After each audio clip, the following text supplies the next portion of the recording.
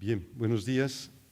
Un placer estar de nuevo aquí. Hace poco vengo más aquí a tu facultad que a la mía. Que ayer estuve en la mía, bueno, a la vuestra, que ayer estuve en la mía y ya no me conocían. Pero bueno, bien, hoy es un placer hoy tener con nosotros a Josep Pérez, que bueno, pues un hispanista de nombre. No voy a presentarle yo porque para eso tenemos a alguien mucho más cualificado. Simplemente informar también, que ahora lo estaba comentando con él, que Josep Pérez va a ser uno de los cuatro. Saben que en los cursos de verano en Escorial tenemos cada semana una conferencia central, digamos, y una de esas la impartirá este verano Josep Pérez, ¿no? Por lo tanto, tendremos oportunidad de oírle este año para unas 2 veces en la Complutense.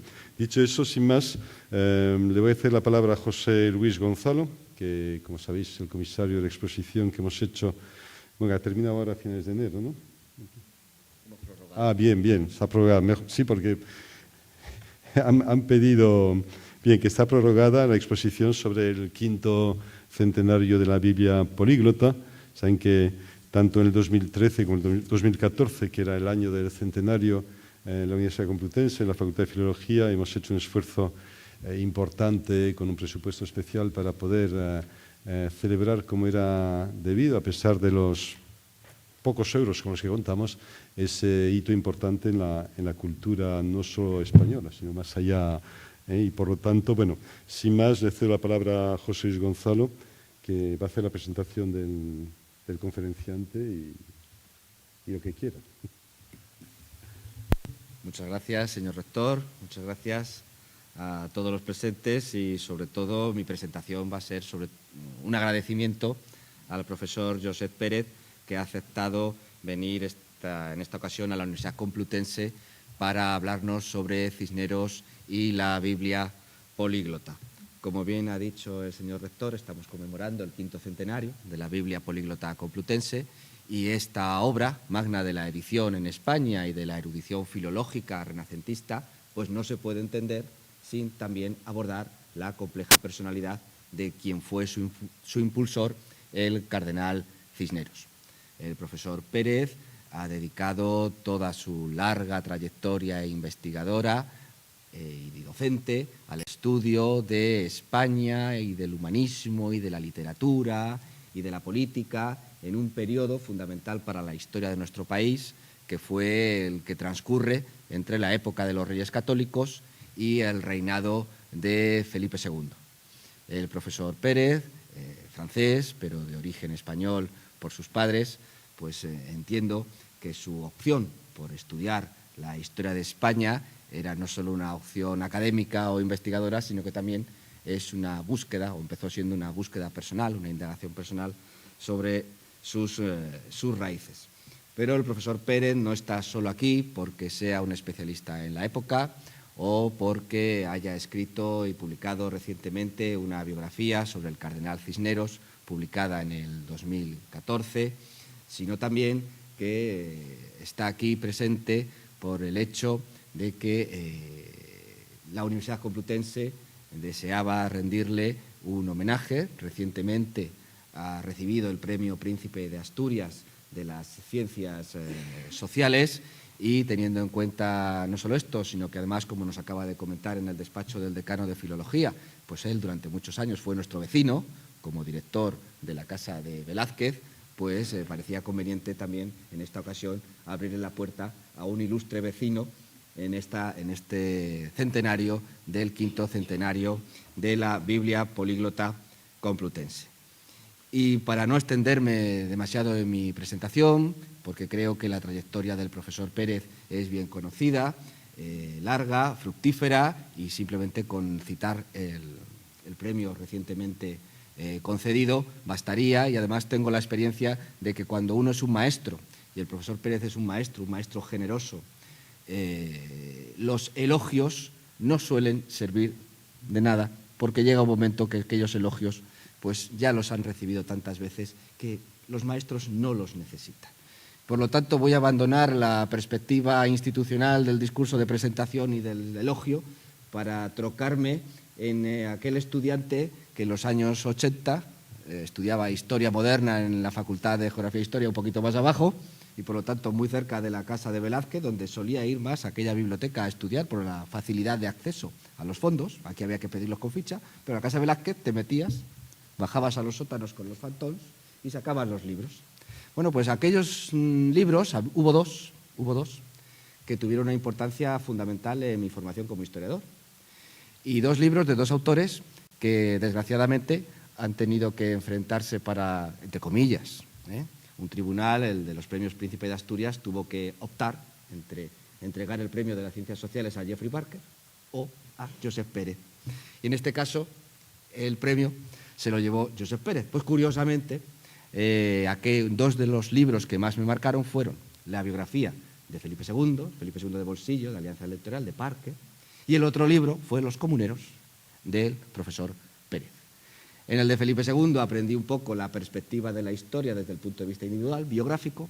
Con el libro de Los Comuneros, de Josep Pérez, aprendí una perspectiva más social y más colectiva de la historia. ¿Quién me iba a decir ahora que me iban a encomendar una conmemoración sobre el 5º centenario de la Biblia políglota y que aquel Pérez, que me enseñó tanto sobre los comuneros, he tenido que volver a leerle para saber sobre Cisneros?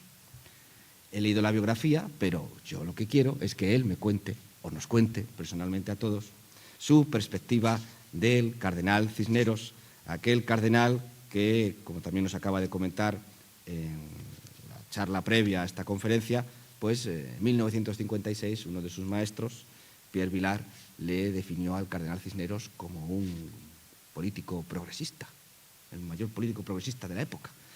Aquello le sorprendió y, bueno, pues años después podemos disfrutar de su perspectiva sobre Cisneros y sobre la Biblia políglota complutense.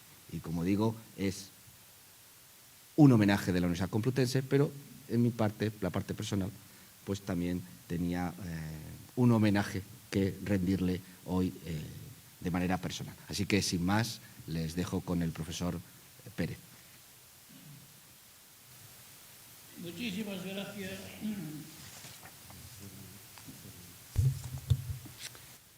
Al rector y a las autoridades de la Universidad Complutense por haberme dado la oportunidad de intervenir en este Paraninfo en una ocasión tan grata para mí como es el 5º centenario de la publicación de la Biblia políglota llamada Complutense, obra de la que el cardenal Cisneros ha sido el impulsor y el gran edificador.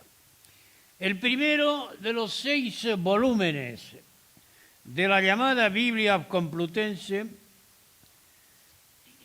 se acaba de imprimir el 10 de enero de 1514. Solo el 10 de julio del año siguiente se imprimió el último. Al publicar la Biblia, lo que quería Cisneros era ofrecer a la Iglesia Católica un instrumento propio para elevar el nivel cultural del clero, dándole una información superior en teología y en la Sagrada Escritura, ofreciéndole pues una Biblia que estuviera conforme, además, con los avances de la ciencia escrituraria. Desde sus años de Sigüenza, Cisneros gustaba de profundizar en sus conocimientos bíblicos y para ello había empezado a estudiar hebreo, caldeo y griego. En Toledo, en 1502, nos dice uno de sus primeros biógrafos, Vallejo, en Toledo solía reunirse con unos sabios hebraístas y helenistas para comentar algún pasaje de la Biblia. Y en estas reuniones parece que por primera vez se empezó a entender, a hablar de la traducción de la Biblia. En la carta al Papa en la carta al Papa León X, que figura al comienzo del primer volumen de la Complutense, Cisneros ha expuesto cuáles eran los motivos que le empujaron a emprender esta edición en la que vendrían los textos originales y su traducción en griego y en latín. ¿Por qué publicar los originales? Porque ninguna traducción, comenta Cisneros, ninguna traducción es capaz de transmitir fielmente la fuerza y las características del original. Y esto, que es cierto para cualquier lengua, lo es aún más tratándose de la lengua en la que habló Cristo. Conviene, pues, oír la palabra de Cristo sin pasar por la mediación de un intérprete. Desde luego, las traducciones y las glosas que se median pueden ser útiles, pero nada puede suplir el texto original. Ahora bien, continúa Cisneros, quienes desean dedicarse al estudio de la Biblia solo disponen de traducciones malas o cortas que son como arroyuelos, pero no pueden los tales satisfacer su sed bebiendo de la fuente misma de la que surge la verdad. Por eso, él ha decidido imprimir los textos originales acompañados de traducciones. Para realizar este objetivo, se han buscado en toda Europa los mejores manuscritos y códices de textos bíblicos que se compraron o se copiaron sin reparar en gastos. El propósito de Cisneros plantea dos problemas. Primero, el de la relación con el humanismo. Para preparar, en vista de la edición, aquel material bibliográfico, códices, originales, copias, manuscritos, para este trabajo se requerían unos eruditos especialmente competentes y preparados por sus estudios anteriores. Ese es el primer problema. Se necesitaba la cooperación de los humanistas. Segundo problema, el de la traducción. Los que en España conocen mejor el Antiguo Testamento, el hebreo, son los judíos, más exactamente los conversos del judaísmo, ya que desde 1492 teóricamente no quedan judíos en España. Los cristianos nuevos son pues los que mejor conocen el texto de la Biblia. Ahora bien, problema, ¿puede uno fiarse de ellos, de los hebreos, de los conversos, de los ex-rabinos, para interpretar la Sagrada Escritura? Estos son los dos problemas mayores que con los que tuvo que enfrentarse Cisneros. Anticipo, la respuesta oficial de la España inquisitorial va a ser negativa. La respuesta que le dio Cisneros a estos dos problemas ha sido totalmente positiva. Él se apoyará en los humanistas y en los hebraístas. Primer problema, pues, Cisneros y el humanismo. El mismo concepto que los humanistas tenían de su actividad no podía menos que suscitar recelos por parte de los defensores de la fe, concretamente por parte de los inquisidores. Los humanistas cultivaban lo que ellos llamaban letras humanas, mejor dicho, letras más humanas que otras, humaniores. Lo que ellos llamaban letras humanas, pretensión al parecer inocente, pero que en realidad constituía una especie de revolución. Equivalía no a oponer, desde luego, pero sí a distinguir humanismo y teología, como lo profano se distingue de lo sagrado. Era, pues, un primer esbozo de secularización de la ciencia. El humanismo proclamaba la emancipación de la ciencia, que se convertía en un valor autónomo, distinto de la religión, aunque no forzosamente opuesto a ella. Históricamente, el humanismo es crítica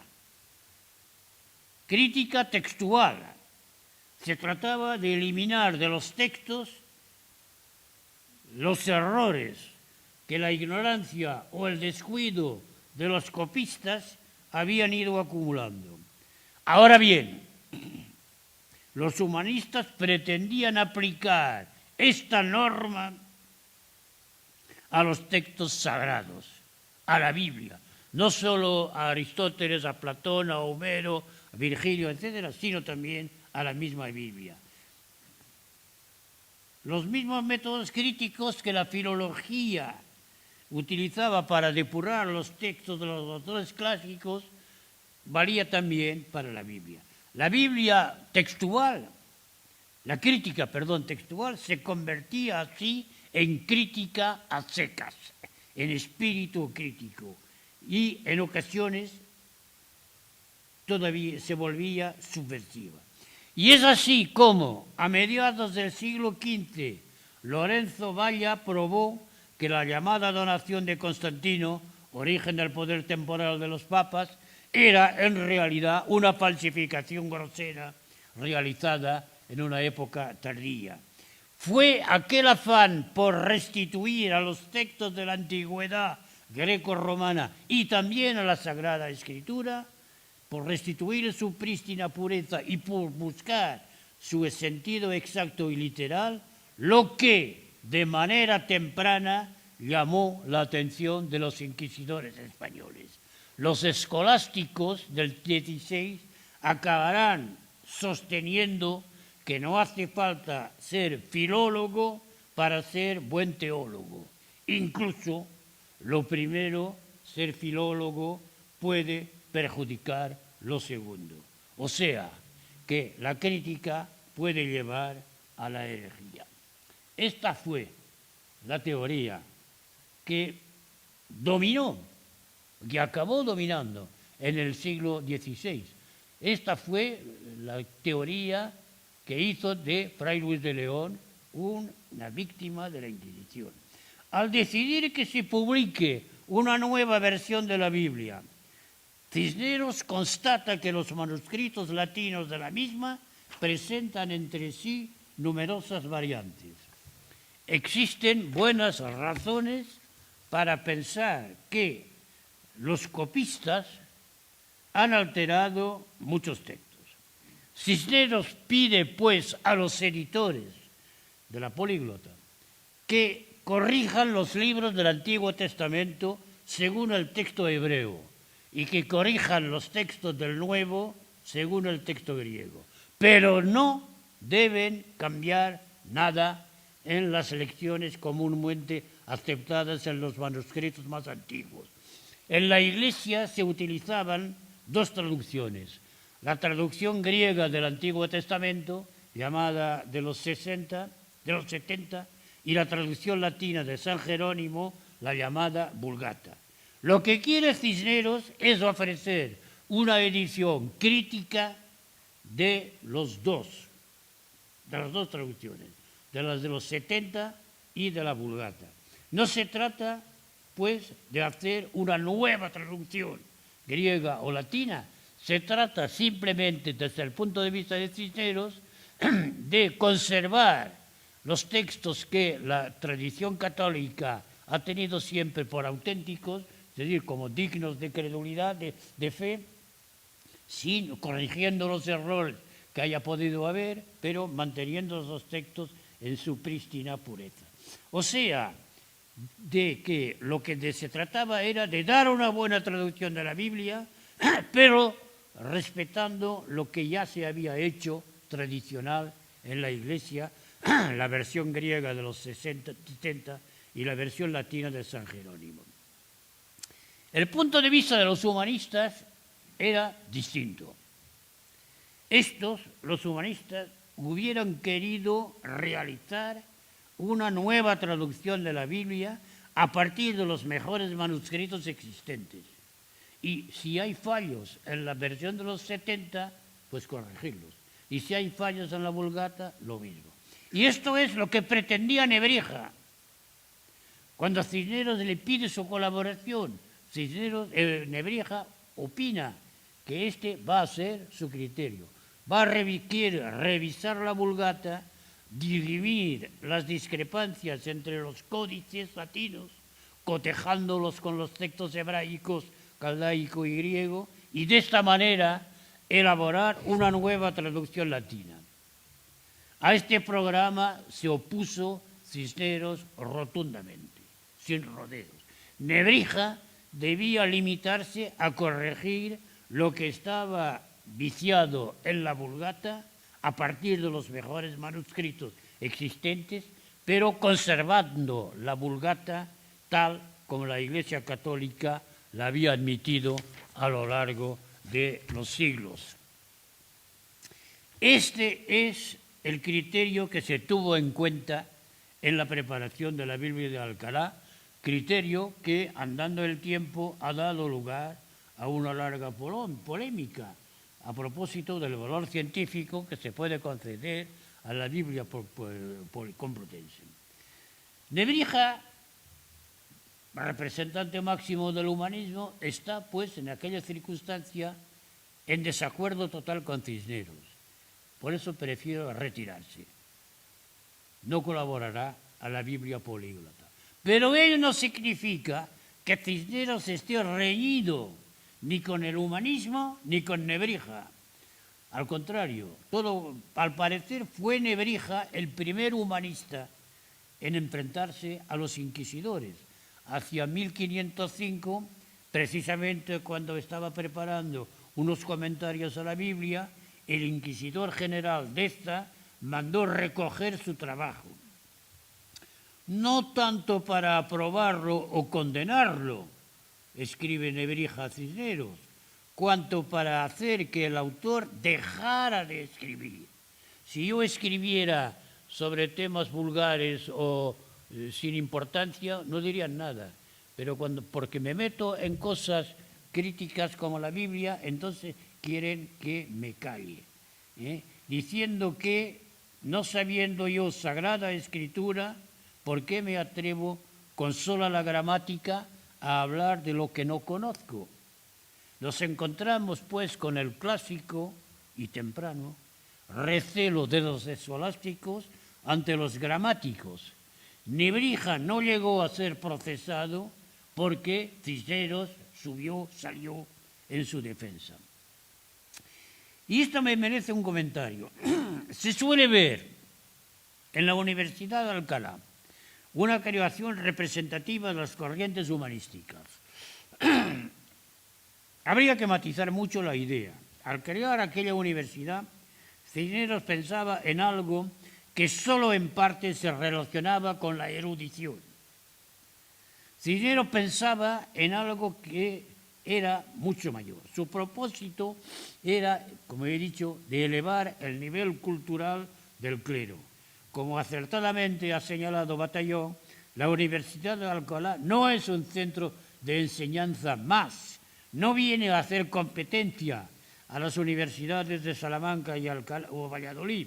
No es tampoco, a pesar de las apariencias, un foco de humanismo. Está concebida para servir a la formación del clero.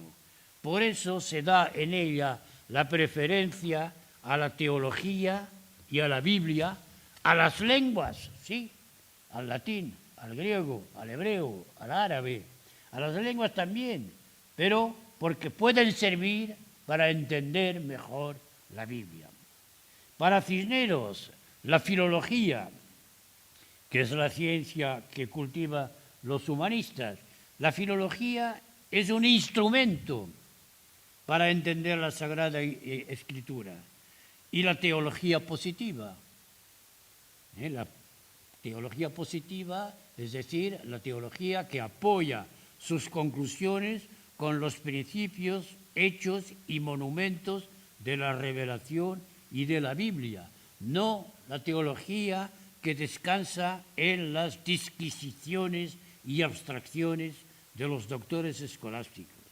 Pero Cisneros no es un humanista en el sentido habitual de la palabra. Sus maestros no son Lorenzo Valla ni Nebrija, son Ramón Llull y Savonarola, quienes, como él, han procurado desarrollar el estudio de las lenguas orientales como tarea previa a la predicación del Evangelio y a la conversión de los infieles.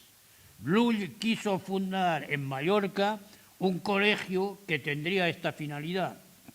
A finales del siglo XV, en Florencia, Savonarola intentó hacer del monasterio San Marco un centro de estudios parecido. Allí depositó la rica biblioteca de Cosme y Lorenzo el Magnífico. Aquella actividad académica tenía un objetivo misionero más que científico. Esta fue también la finalidad de la Universidad de Alcalá. Llull y Savonarola lo soñaron, Cisneros lo realizó. Pensó Cisneros en solicitar la colaboración de Erasmo, que era probablemente en aquellas fechas el humanista más célebre del siglo.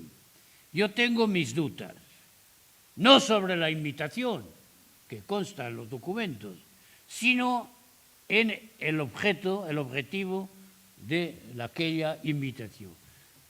De lo que se trataba era verdaderamente de trabajar en la edición de la Biblia políglota. La invitación a Erasmo fue tardía. Sí, como es de creer, fue posterior a la carta del abad de Usillos, fechada en Palencia a 26 de noviembre de 1516. En aquella fecha la Biblia ya estaba terminada. Solo faltaban algunos tomos por publicar.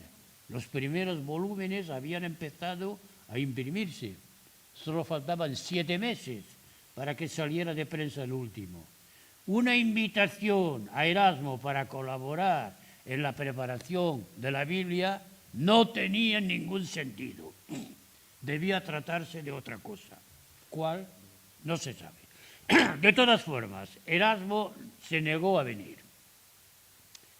La explicación más corriente es que a él no le gustaba España por el ambiente semitizado que se respiraba allí. Es posible. Yo diría que su actitud puede tener otra explicación más convincente a mi juicio, una explicación que raras veces se suele aducir por lo que tiene de racismo solapado. Es una actitud que tal vez esté en los orígenes mismos de la Reforma luterana. Se trata del resentimiento que las naciones nórdicas concebían contra las meridionales herederas del Imperio Romano desde hacía bastante tiempo. En 1500 se publica en Alemania una edición de la Germania de Tácito, una edición que suscita enseguida una amplia literatura de un nacionalismo furibundo, cuyo más brillante exponente va a ser el diálogo Arminius, compuesto en 1520 por el luterano Ulrich von Hutten. Muchos alemanes a principios del siglo XVI tenían la impresión de que Roma les estaba explotando, vendiéndoles indulgencias para costear la Basílica de San Pedro. En los orígenes de la Reforma luterana no sería difícil encontrar otras señales del resentimiento de los pueblos del norte contra los del sur. Y no sería descabellado ver un eco discreto de aquel resentimiento en el rechazo por parte de Erasmo a la invitación de Cisneros. Sea como fuera, Cisneros se mostró muy benévolo con Erasmo. siguió apreciando su valor científico. Cuando en 1516 Erasmo publica su edición del Nuevo Testamento, uno de los colaboradores más prestigiosos de la Complutense de Alcalá, de la Biblia de Cisneros, López de Zúñiga, pensó imprimir una serie de críticas severas contra la edición de Erasmo. Cisneros se lo prohibió y exigió, al contrario, que Zúñiga comunicara primero sus observaciones a Erasmo. No se puede tratar a Erasmo de esta manera. Si usted tiene algo que corregir o llamar la atención, pues envíele sus observaciones, pero no se meta con él. Zúñiga no tuvo más remedio que disimular y callar, pero después de la muerte de Cisneros imprimió sus objeciones. De lo dicho, se puede sacar una conclusión. Desde luego, Cisneros no fue, en rigor, un humanista, pero tuvo un juicio positivo sobre lo que representaba el humanismo. Ni Nebrija ni Erasmo colaboraron en la Biblia, pero no por eso se puede considerar al cardenal como un adversario de estos dos humanistas ni del humanismo en general. No se nota en él nada que se anticipe al recelo y a la fobia de los inquisidores posteriores hacia los humanistas. Al contrario, con Nebrija se portó como un protector y un amigo. Es probable que Cisneros no se hubiera prestado tampoco, como se hizo en 1527, a reunir una junta de teólogos para examinar si en las obras de Erasmo había rasgo de herejía. O sea, que en este primer aspecto mi respuesta sería esta. La Biblia Complutense no es un elemento más del humanismo, pero tampoco es una manifestación antihumanista, ni mucho menos. Veamos ahora el problema siguiente, el de la relación de Cisneros con los conversos. La edición de la Biblia suponía, además de la participación de humanistas, expertos en griego y en latín, suponía la colaboración de hombres que conocieran las lenguas en las que están escritos los libros sagrados: el hebreo, el caldeo y el arameo. En España, a principios del siglo XVI, existía un grupo nutrido de tales especialistas entre los judíos que se habían convertido al cristianismo después de las matanzas de 1391 o del decreto de expulsión de 1492. Algunos de ellos habían incluso sido rabinos y, por lo tanto, habían tenido la oportunidad de leer, interpretar y comentar los textos del Antiguo Testamento. Al fundar la Universidad de Alcalá, al emprender la edición de la Biblia, Cisneros contrató a profesores y editores sin tener en cuenta sus antecedentes familiares, como se puede comprobar por el número de conversos que fueron admitidos. Alonso de Zamora, catedrático de hebreo, siriaco y árabe; Pablo Coronel; Juan de Vergara, que fue su secretario particular y catedrático de griego, etc. Estos cristianos nuevos tuvieron completa libertad para trabajar. En otras palabras, Cisneros no tuvo ningún escrúpulo en recurrir a lo que los inquisidores de Salamanca llamarán la verdad hebraica, cosa que en la segunda mitad del siglo XVI se volverá clásico por parte de la Inquisición. La Inquisición censurará con saña en Fray Luis de León y en los hebraístas de Salamanca la propensión a utilizar la ciencia de los rabinos para interpretar la Biblia. En aquel caso, la Inquisición consideraba que ello equivalía a judaizar. Es el reproche que se le hace a Fray Luis de León y a los hebraístas, Grajal y Martínez Cantalapiedra. Esta es una prueba más de la amplitud de miras de Cisneros. Como se ha dicho acertadamente, él estaba más interesado en la renovación intelectual de la fe que en la purificación por medios inquisitoriales de su práctica. No se nota en él ni fobia antijudía ni obsesión por la limpieza de sangre. Ahora bien, ¿cómo se compagina esta actitud benévola para con los conversos con la intransigencia que mostró el mismo Cisneros con los moros de Granada en el otoño de 1499? En aquella circunstancia, como se sabe, después de proceder con violencia para obligar a los moros a convertirse, el arzobispo de Toledo hizo quemar en la plaza de Viva Rambla todos los alcoranes y libros sobre la religión musulmana. ¿Cuál es el verdadero Cisneros? ¿El de Granada o el de Alcalá? En realidad estamos frente a dos facetas de la misma personalidad. En Granada, Cisneros se enfrenta a los representantes de una religión y de una civilización. En aquella época los dos términos son nada más o menos sinónimos. Una religión y una civilización extrañas con las que un cristiano, a su modo de ver, no puede ni debe mostrarse complaciente. Se trataba de borrar todo lo que recordara lo árabe y lo islámico. Se trataba de reanudar con la civilización romana. En Alcalá, en cambio, Cisneros se encuentra con convertidos del judaísmo. Con estos sí que tienen mucho en común los cristianos, precisamente la Biblia, más concretamente el Antiguo Testamento, que constituye la base cultural de unos y de otros. Solo que los judíos se han quedado en aquella etapa.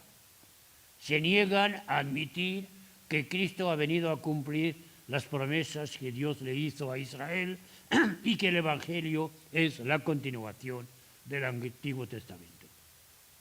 Desde este punto de vista, judíos y cristianos son como hermanos enemigos si se quiere, pero hermanos. Los segundos, los cristianos, esperan que los primeros acabarán reconociendo su error y convirtiéndose a la fe de Cristo. Aunque parezca una paradoja, hay pues en Cisneros respeto hacia unos hombres, judíos y convertidos del judaísmo, que al fin y al cabo beben en las mismas fuentes culturales que los cristianos. Esto permite comprender que el mismo personaje se muestre intransigente con los moros, relativamente benévolo, no tolerante, pero benévolo con los judíos y conversos. En resumidas cuentas, para la edición de la Biblia Complutense, Cisneros se apartó en dos puntos clave de la que iba a ser a partir de 1517 la norma de los inquisidores, tratándose de establecer y de traducir los textos. Él no dudó en acudir a los que mejor sabían, los humanistas y los ex-rabinos, o sea, que no tenía ninguna fobia ni hacia los unos ni hacia los otros. Muerto Cisneros, la Inquisición se ensañó, primero solapadamente, luego abiertamente, contra toda la obra del cardenal, contra sus servidores, contra sus admiradores. A los que fueron sus servidores y colaboradores los sometió la Inquisición a rigurosa investigación por supuestos delitos de herejía. Pedro de Lerma, que había sido el primer canciller de la universidad, perseguido. Fray Juan de Cazalla, que había sido su capellán, su colaborador en la expedición de Orán. El canónigo Juan de Vergara, que fue su secretario, etc. Ser complutense en la España de los años 1530 equivalía casi a ser sospechoso. Era indicio de erasmismo, por lo menos, cuando no de luteranismo, de todas formas de heterodoxia. Ahora bien, ¿quién dice complutense? Piensa Cisneros, fundador y protector de la universidad. En estas condiciones es fácil comprender que la Biblia complutense no tuviera el éxito que se podía esperar a pesar de sus méritos. Desde luego hubo varios contratiempos, cierto. Para poner los libros a la venta se requería la aprobación del Papa, quien tardó más de 2 años, para darla. Cuando se decidió por fin aprobarla, hacía falta que el Papa visara todos los ejemplares. Estos fueron embarcados con destino a Roma. Quiso la mala suerte que el barco se hundiera. Pero la mala suerte no lo explica todo. Yo estoy convencido de que los inquisidores nunca le perdonaron a Cisneros su amplitud de miras, su ausencia de fobia antijudía. Y así se comprende que no se hiciera referencia a su obra en el siglo XVI. Cisneros, y con esto termino, no voy a ser provocador, Cisneros, inquisidor general, sí, pero ocupó el puesto de inquisidor general en unas condiciones que hay que recordar. Se trataba para Fernando el Católico, en 1507, de poner fin a los desmanes del inquisidor de Córdoba, Lucero, el cual era hechura del inquisidor general, Deza. Y hay una carta de Deza a Fernando el Católico, por aquellas fechas, 1506-1507. Deza sabe que va a tener que salir del puesto. Se resigna, no hay más remedio. Y entonces le escribe a Fernando el Católico, quien lo ha nombrado a él. Dice, bueno, de acuerdo, me voy, pero por favor, no se le ocurra nombrar a Cisneros como inquisidor general. Este hombre es el peor enemigo que tiene la Inquisición en España. Eso dice Cisneros. Dice Deza, por algo será.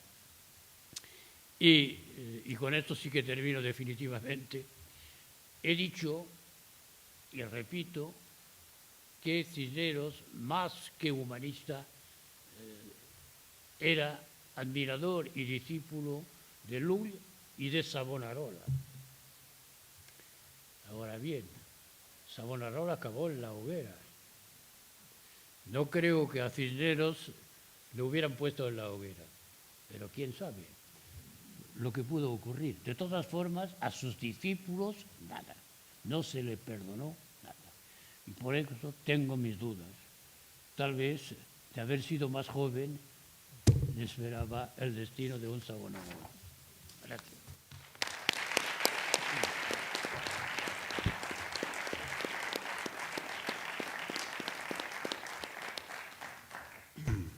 Bien, gracias al profesor Pérez por esta magnífica conferencia y si les parece vamos a abrir un pequeño coloquio. Bueno, pequeño, lo que haga falta. Tienen la palabra, sí. Sí. Sí, un simple comentario. Los tomos de la Biblia que ha dicho el historiador Josep Pérez, que se hicieron entre 1514 y 1515, Efectivamente se hicieron con un impresor flamenco, Brocard, al cual Cisneros le encargó la impresión y también le proporcionó el taller, el edificio del taller donde se llevaría a cabo la impresión. Ese edificio era una fábrica de tintes que Cisneros cedió y importó incluso máquinas de imprenta, etc. Ese edificio ha subsistido hasta la actualidad en Alcalá como fábrica de hielo y están a punto de demoler.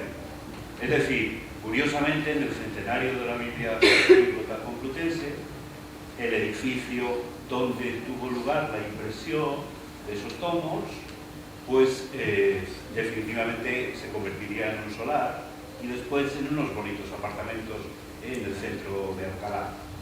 Estamos intentando, desde luego, que eso no ocurra y hemos pedido cita con el ayuntamiento para que no conceda licencias para ese tipo de actuación.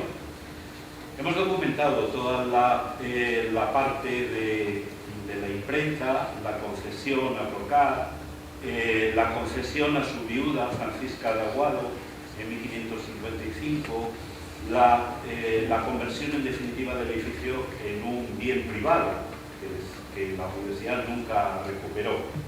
Pero claro, como todo bien privado, en esta España de nuestros suspiros, pues efectivamente se convierte en una moneda de cambio que se hace con él lo que sea.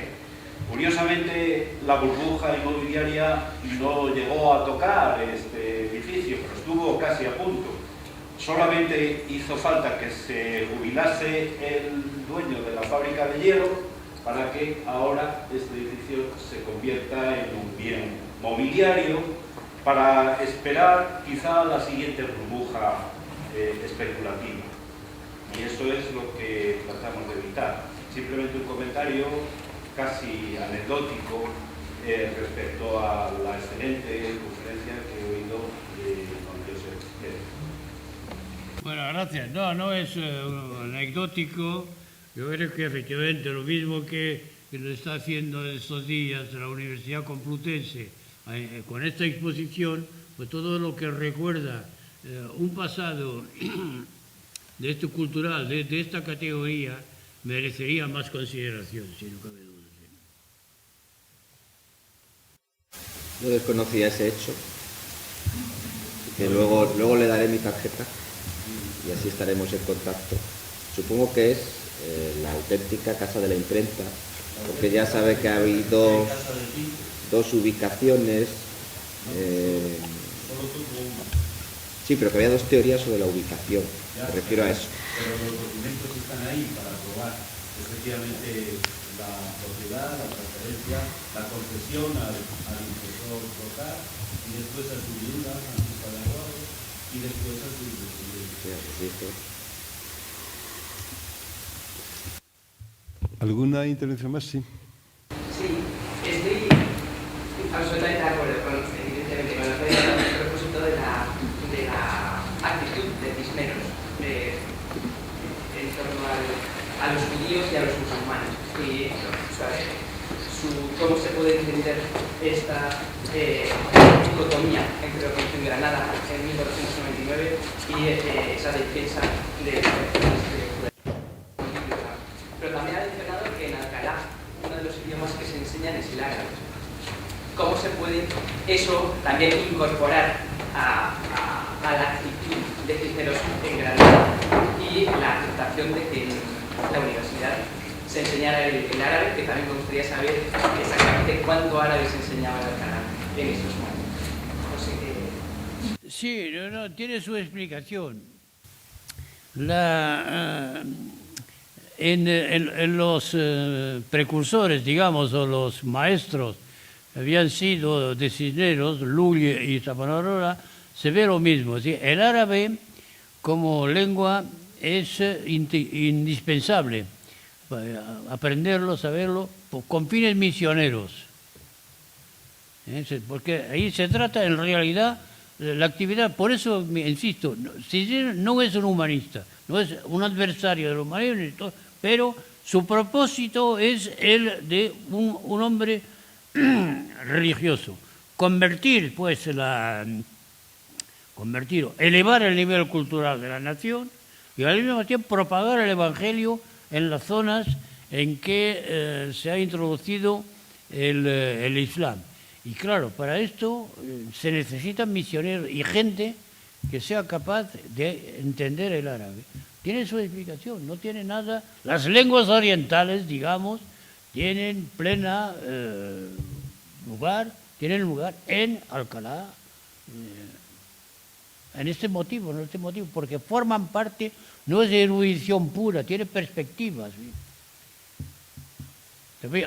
Habría que relacionarlo, pero esto es otro cuento, con la expedición de Cisneros a Orán, que debía de ser el preludio a una expedición mucho más ambiciosa hasta los santos lugares.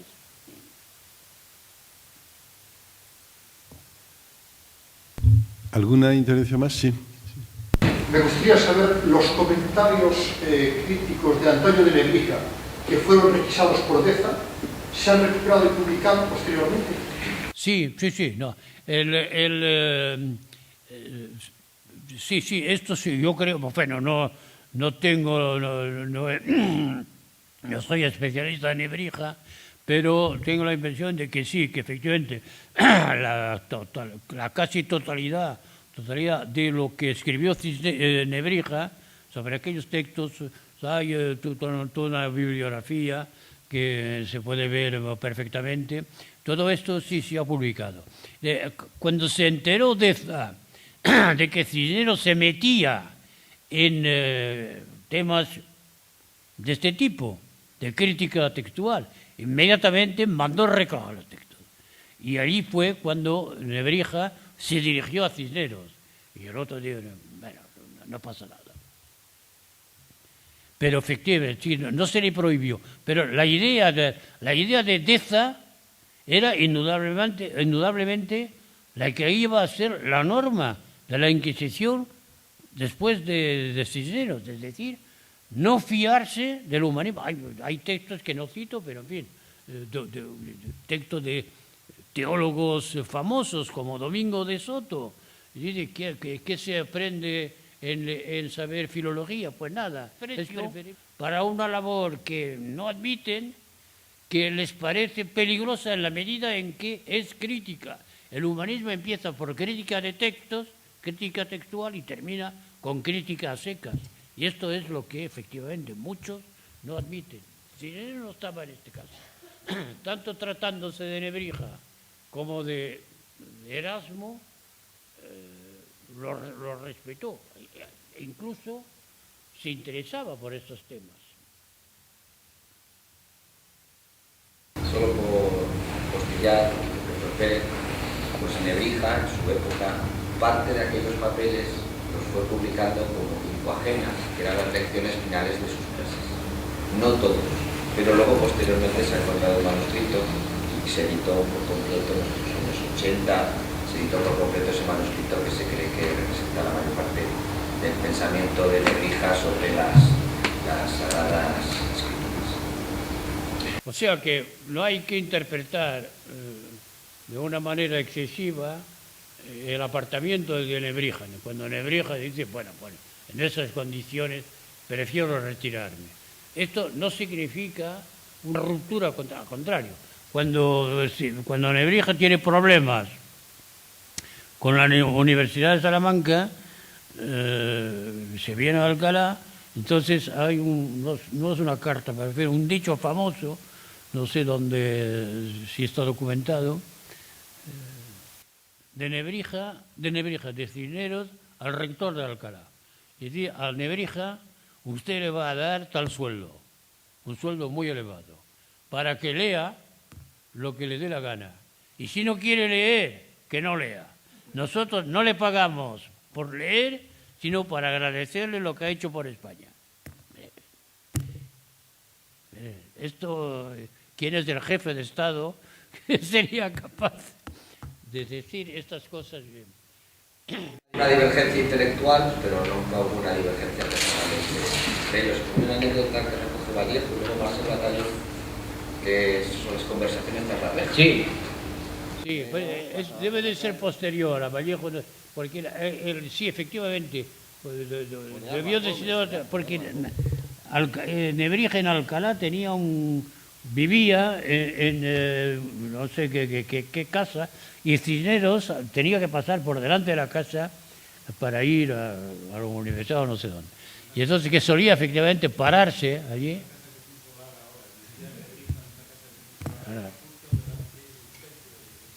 Y Cisneros parece ser que se paraba a la ventana y hablaba un rato, me figuro que no hablarían de temas vulgares, no serían conversaciones.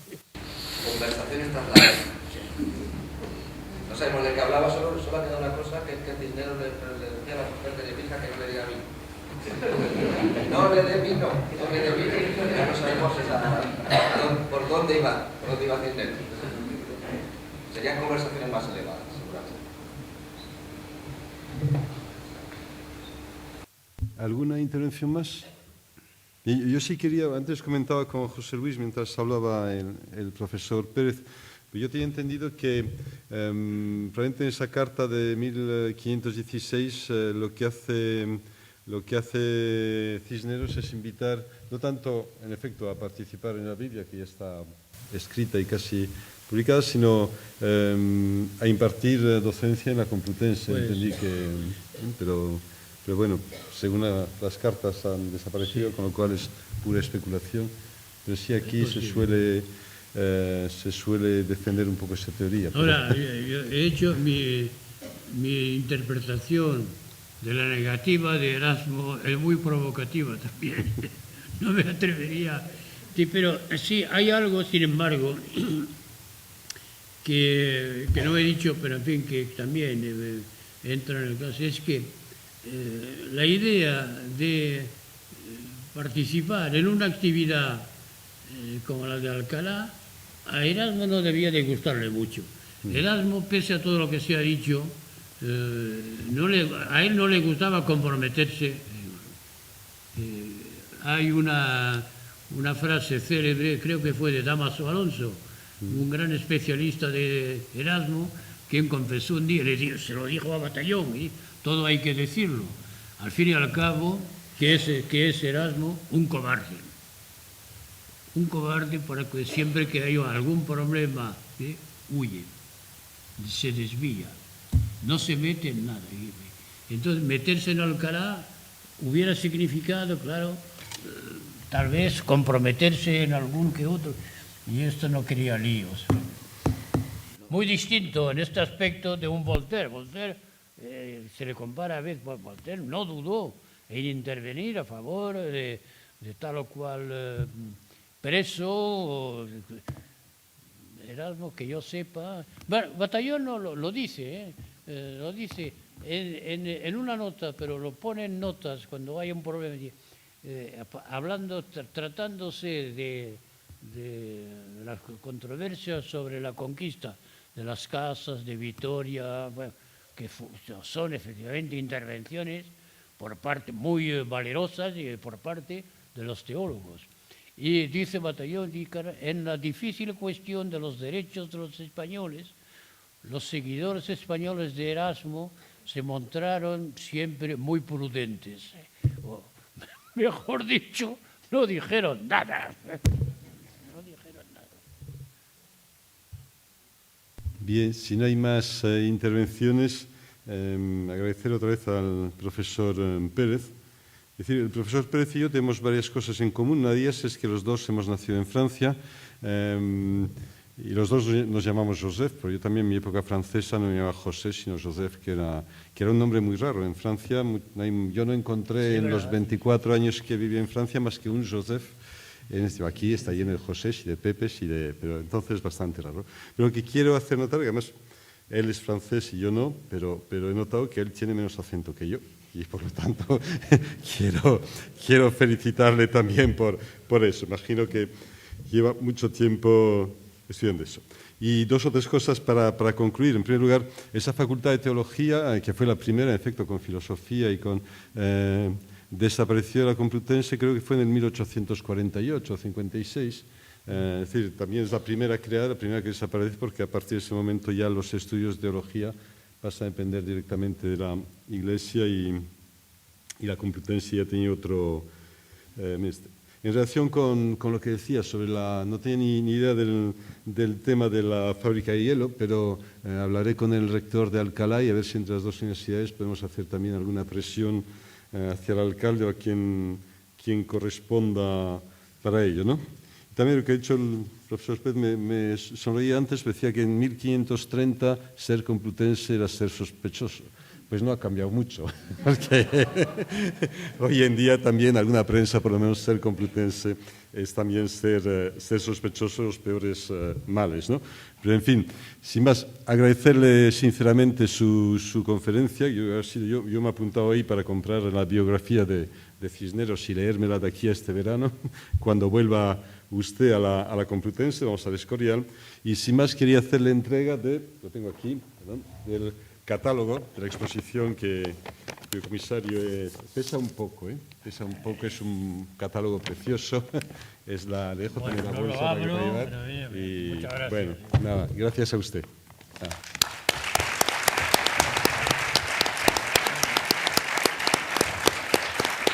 ¿Dónde nació? Yo nací en París, en el distrito 19.